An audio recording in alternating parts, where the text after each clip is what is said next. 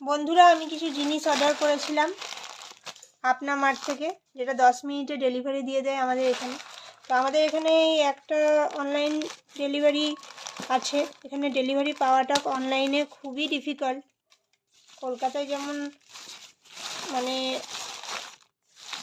অনেক delivery agency আছে, application আছে, কিন্তু আমাদের এখানে একদমই নেই বললেই চলে। একটাই দেখুন কি কি অর্ডার করেছি। এই যে এই ব্রিটানিয়া লিমন পাফ বিস্কুটটা একটা,